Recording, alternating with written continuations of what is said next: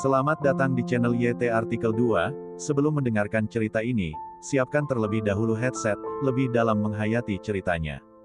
Dan untuk mendukung penulis cerita ini, admin minta jangan di-skip iklannya ya, dan jangan lupa untuk like, komentar dan tekan tombol merahnya, alias subscribe, dan bagikan ke media sosial kalian.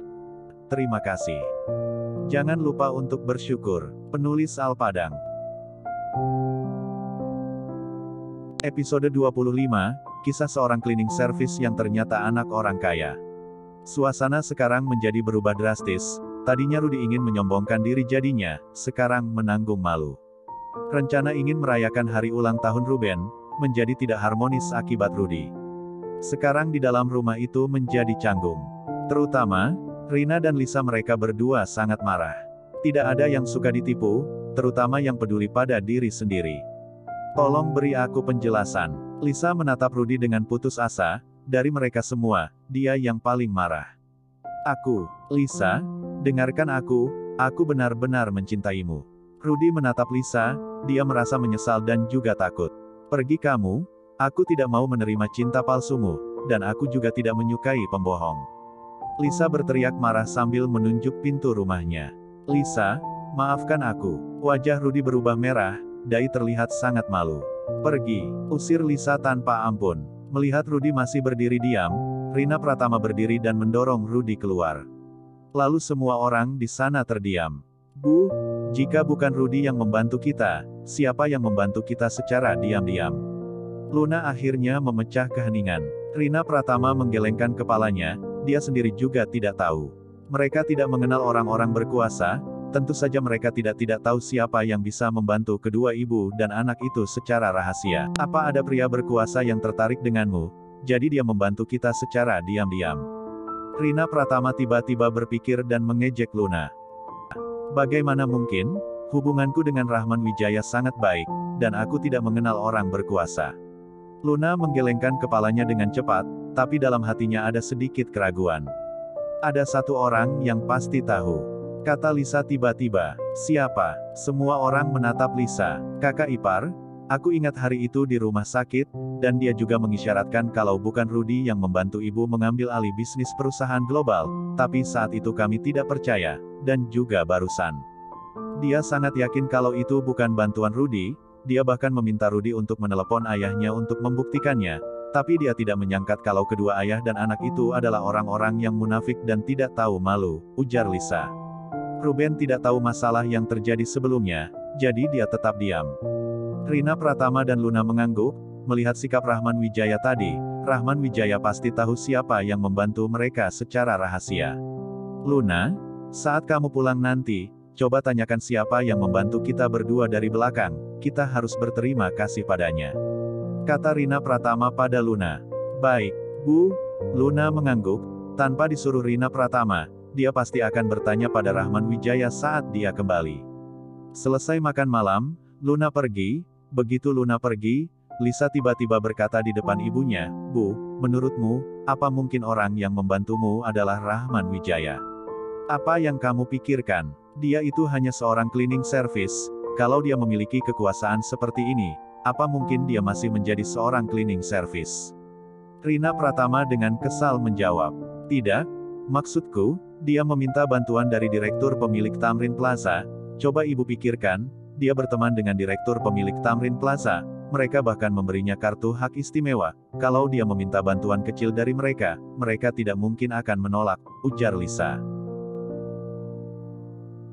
Apa yang kamu katakan juga masuk akal, tapi semuanya akan terungkap setelah kakakmu bertanya kepadanya. Kalau memang benar dia yang meminta bantuan direktur pemilik Tamrin Plaza, aku akan menarik semua ucapanku sebelumnya. Kata Rina Pratama dengan ragu. Kalau Rahman Wijaya benar-benar memiliki koneksi hubungan seperti ini, tentu saja, dia tidak akan menyulitkan Rahman Wijaya seperti sebelumnya. Di sisi lain, Rudy pulang ke rumahnya, Sergio bertanya dengan mendesak, bagaimana, apa mereka sudah memaafkanmu? Rudy menggelengkan kepalanya dengan ekspresi tertekan. Kenapa kamu berani pulang sebelum mereka memaafkanmu? Apakah kamu ingin membuat kita bangkrut dan masuk penjara? Sergio sangat marah, tidak ada yang berani meragukan ucapan pengusaha terkaya Yosuda. Kalau tidak bisa mendapatkan maaf dari Rina Pratama dan anaknya, mereka akan disingkirkan, dan masuk penjara. Jadi mereka harus berusaha mendapatkan kata maaf itu. Rudy merasa terpukul, dalam hati, tiba-tiba dia merasa takut. Tapi ayah, mereka tidak menerima permintaan maafku, dan mengusirku dari sana. Kata Rudy pasrah. Dasar anak tidak berguna, kalau saat itu semua orang meragukanmu, kenapa kamu masih berada di sana? Kalau kamu tidak meneleponku, mungkin masih akan ada kesempatan untuk mengubah keadaan. Sekarang kita harus mendapatkan maaf dari Rina Pratama dan anaknya. Baru bisa mempertahankan supermarket kita. Sergio tidak bisa tahan dan menamparkan Rudy, dia benar-benar marah. Jika dia tahu itu sangat serius, bagaimana dia bisa memainkan drama itu bersama putranya? Dia sekarang memiliki hati untuk mematahkan kaki Rudy.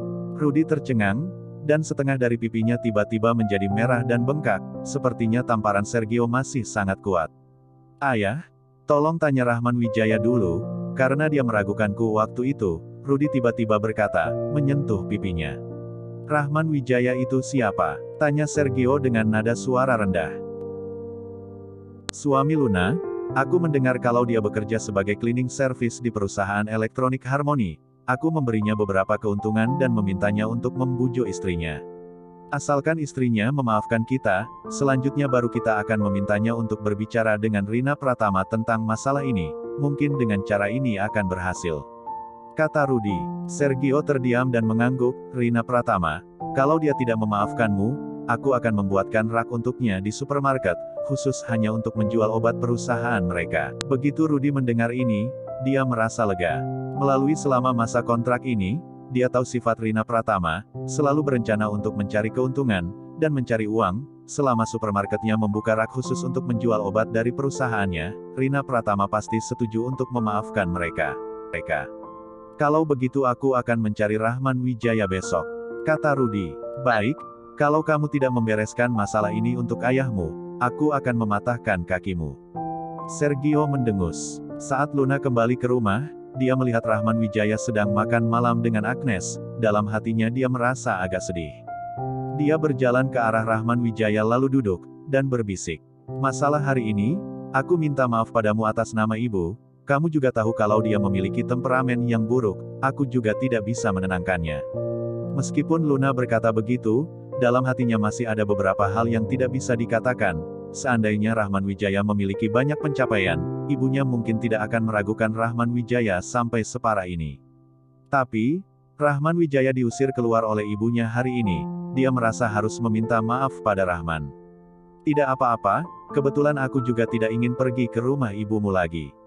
Rahman Wijaya tersenyum dan berkata dengan cuek. Luna menghela nafas, dia tahu sifat Rahman Wijaya. Setelah kejadian ini, dia yakin kalau Rahman Wijaya tidak akan pernah pergi ke rumah ibunya lagi.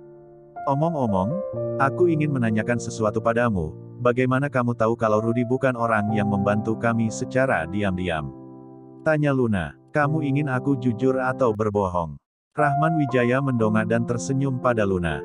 Omong kosong, tentu saja, aku ingin mendengar hal yang sebenarnya. Luna melihatnya dengan ekspresi ingin tahu. Yang sebenarnya adalah, Rahman Wijaya ragu sesaat, lalu dia melihat Luna menatap dirinya dengan penuh harap, dia akhirnya berkata. Orang yang membantumu dari belakang adalah aku. Setelah mendengar penjelasan dari Rahman Wijaya, Luna bukannya senang malah marah, bersambung.